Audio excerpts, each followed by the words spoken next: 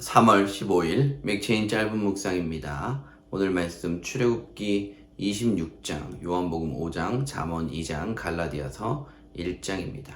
오늘은 내가 낫고자 하느냐? 라는 제목으로 짧은 묵상을 나누겠습니다. 예수님을 믿는 우리에게 정말 궁금하고 언제나 궁금한 한 가지가 있지요. 또한 이것을 궁금해야만 한다고 우리는 말씀을 통해 늘상 듣습니다. 그것이 무엇입니까? 하나님의 뜻이 어디에 있는가? 혹은 하나님의 뜻이 무엇인가에 대한 질문이며 궁금증이지요. 도무지 알 수 없기 때문에 궁금해야 한다는 것이 아니라 우리는 늘 하나님의 뜻을 구하고 그 뜻에 따라 사는 그리스도인이라는 의미에서 쓰는 말입니다. 갈라디아서 1장 15절 말씀을 읽겠습니다. 그러나 내 어머니의 태로부터 나를 택정하시고 그의 은혜로 나를 부르시니가. 우리가 하나님의 뜻과 관련하여 성경에서 많이 찾아볼 수 있는 단어들이 있지요. 15절에 있는 말씀처럼 택정, 택하심, 작정, 예정 등이 있습니다. 어쨌든 이런 진리들을 우리가 점점 깨닫고 하나님의 뜻을 더 많이 갈망하다 보면 우리에게 생기는 한 가지 버릇 혹은 삶의 태도, 조금은 부정적인 의미에서 그 한 가지가 있습니다. 점점 수동적으로 변하고요. 소극적이 되고요. 심각한 상황이 오면 아무것도 먼저 소망하거나 나서서 하면 안 되는 것처럼 여기기도 합니다. 하지만 내 안에 계신 분이 누구입니까? 성령 하나님이시지요. 그렇다면 내 안에 선한 것에 대한 소망이 있다면 물론 이것을 우리가 잘 분별해야겠지만 선한 것에 대한 소망은 성령께서 주시는 것이죠. 하나님 앞에서 내가 가지는 소망이나 하나님의 뜻을 구함이 외부로부터만 온다고 생각하면 안 된다는 말입니다. 우리 안에 하나님 나라를 위해 그리고 주 예수 그리스도를 위한 소망이 필요합니다.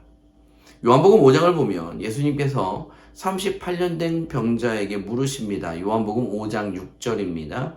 예수께서 그 누운 것을 보시고 병이 벌써 오래된 줄 아시고 이르시되 내가 낫고자 하느냐. 이 병자가 베데스다 못 근처에 누워 있다는 것 자체가 그에게 낫고자 하는 소망이 있다는 사실을 분명하게 보여줍니다. 그럼에도 불구하고 예수님은 직접 물으시는 것이지요. 내가 낫고자 하느냐. 치유받고 싶다면 말하라 라는 것입니다. 자신 앞에 서 있는 이 청년이 누구인지 알지 못하는 이 병자에게는 예수님께서 직접 물어서 그의 소망을 확인하시지만 우리는 누구에게 기도해야 할지 구해야 할지를 아는 사람 아닙니까? 예수님께서 물어보실 때까지 기다릴 것이 아니라 기도하며 적극적으로 간구해야 하는 것입니다. 내가 낫기를 원하나이다. 우리는 하나님의 뜻과 나의 소망이라는 이 간극 안에 머물고 있지만 우리는 이 둘을 다 놓칠 수가 없습니다.